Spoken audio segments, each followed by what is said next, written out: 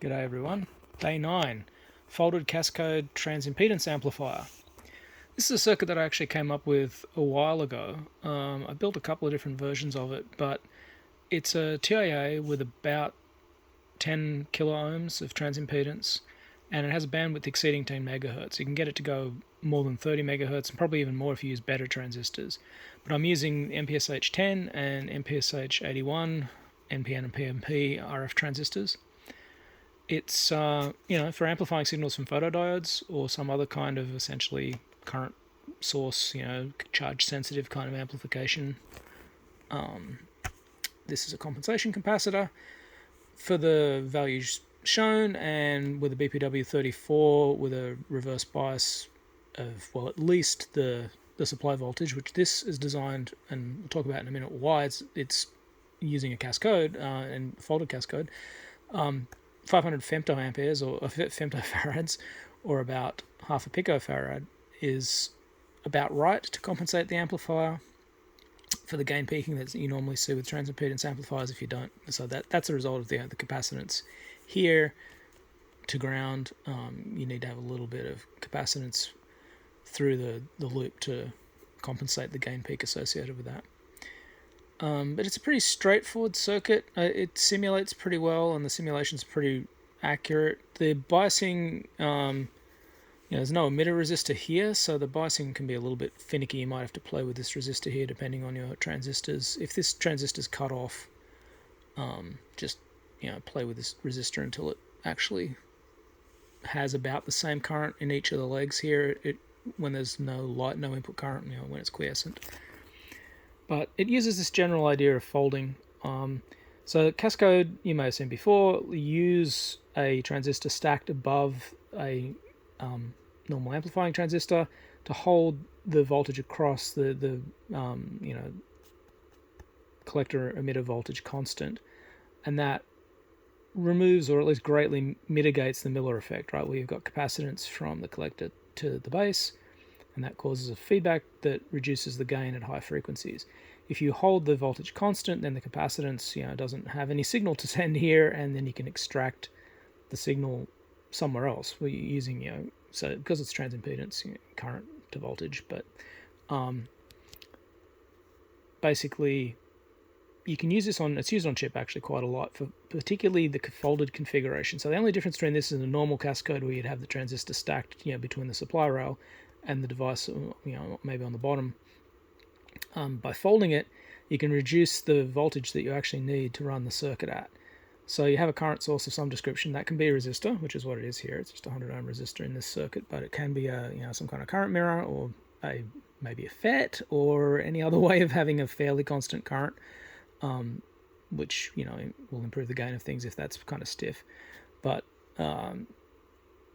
you have currents coming here, and it's going down one leg or the other, and this is still holding this voltage on the current source constant, and hence across this transistor constant, but it's now folded over such that you don't need more supply voltage. You just need enough to ensure the compliance of this current source. And for this particular case, where the entire circuit runs on 3.3 volts, because this was designed to work with 3.3 volt microcontroller or some other similar kind of device, everything was designed around these lower supply voltages, and getting reasonable performance at the lower supply voltages is a little tricky, right? Like RF transistors generally, particularly BJTs, like to have a bit more, FETs too if it comes to that, like to have more voltage, VCE, and they'll generally have better gain if they do. So these are a little squeezed in that respect, especially for these kind of older RF transistors. Obviously, if you were doing it on chip, it would be entirely different, but this is a reasonable design. This transistor could just also be a resistor. I used a sort of current source here. I mean, obviously it's not a particularly good one, but yeah, a resistor would be fine. And I have an emitter follower here just to buffer this point. If you're just using an oscilloscope or something, or some kind of high impedance, you probably don't need this buffer at all. It will, obviously, because it's stealing a bit of current, it will change your biasing situation. You might need to play with it a little bit. The simulation there is actually fairly accurate, but again, play with it on a solderless breadboard at low frequencies until you're happy with it, and then build it and on something a little bit neater, and it will operate at pretty high frequencies. This is standing a fair bit of current, so that it's, it can drive fairly low impedances, but it'll obviously, it's asymmetric, right? This could be a current source too, and then it'd be symmetrical or more symmetrical drive.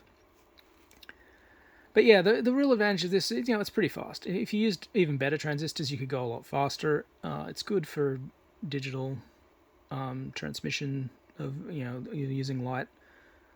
It's not particularly high transimpedance. I mean, it's only 10K, right? But it's it can obviously, if you're prepared to sacrifice bandwidth, you could have, a mega ohm here, and it would work, and you'd need to change the compensation, but it would have less bandwidth because, the gain bandwidth product of the actual amplifier is where the transimpedance loop is closed, and you'll be limited by the FT of these transistors, which for an MPSH 10 and 81, I guess, is about at least 600 megahertz, might be a little bit more than that in practice. But yeah, straightforward circuit. I actually have a circuit board for it because I've used it in a few different places, but it's a super straightforward to dead bug, which is what I did tonight. The reason I did all of this is I was curious. I got a little welder that's used for jewelry, right? So it's kind of like a lift TIG welder. You've got a tungsten electrode, make contact with the thing to be welded, and it's got a little solenoid that lifts it, and while it discharges a bunch of current through it, and it can control the duration of the current and the amplitude of the current, and it affects a weld that way. It's got an argon solenoid, so it can use shielding gas, but it doesn't really justify like the full hood that you'd normally have with welding.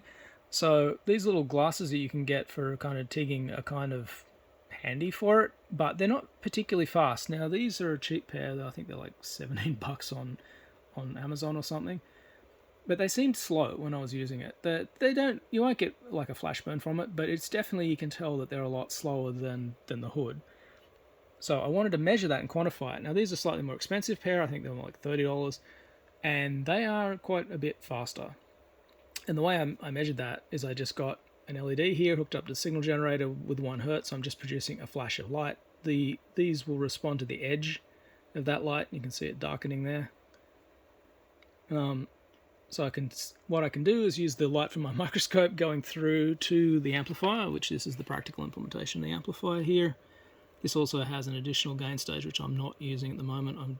I'm probing there right at the follower, but there's a gain transistor here that has a bit more gain, but you don't need that. So this is the BPW34. This is just actually as drawn, like it's a dropping resistor and a capacitor just to filter out any noise on the power supply, and then it's going straight into the TIA. This is a little gimmick capacitor, so twisted hookup wire insulated that I've just kind of played with until I compensated the amplifier to be fairly flat. But this thing is so overkill for this, you could have literally just used the diode, because these things are particularly slow. Or you could have used an op amp, or pretty much any other TIA, but I figured, what the hell, I might as well have a really overkill amplifier and be able to look at its response. So if I just kind of put the glasses over the diode here so the light from my scope illuminator is going through there. And then we look at the oscilloscope probe. The blue trace is the trigger out of the signal generator, and the yellow is kind of just like an amplified version of the TIA output. So if I start driving it, you can see the TIA is fundamentally inverting, so the yellow signal there rises, which means there's less light when the shutter closes, and that shutter is closing. It's about 200. It's starting just a little bit before 200 microseconds, and it's fully transitioned before 400 microseconds. So you can safely say that at 300 microseconds, you got about half the light coming through. And it is a little bit amplitude dependent. It is completely saturated at about 200 microseconds, but that it's definitely a little bit of a function of light. But I tried it with the welder as well. It's just a little bit more difficult to demonstrate with the light source in the welder, or the control of the signal generator is a lot better. Now these cheaper glasses, these guys, they start transitioning at about 800 microseconds, and they're not really complete until well into a millisecond, maybe almost a millisecond and a half. So they are definitely slower, and my just perception of using them was definitely, I see far more of the flash. It's probably not a problem in practice. Like, they darken pretty quickly, and certainly if you're like doing a continuous weld, but maybe that they're actually fairly slow to recover too. Like, they take at least 10 milliseconds to switch off again, to switch, maybe even more than that, depending on how long they've been illuminated. They seem to have a bit of a time constant that's dependent on how much light they've been exposed to. But that's probably fine for TIG, even maybe pulse TIG. But for the, in the single pulse lift TIG jewelry welder, they weren't doing very well for that. So they only really got the tail end of most of the pulses that you would use, because, you might be having less than 500 microsecond pulses in some cases, so that they only really chop off a fraction of it. Now the hood's actually pretty fast. It rises in a similar time to this one, maybe 150 microseconds, but it really goes opaque much quicker, and it's fully saturated in less than before you get to 200 microseconds, so it's a lot sharper. But anyway, this circuit solved my curiosity, and is certainly overkill for it, but it's fun.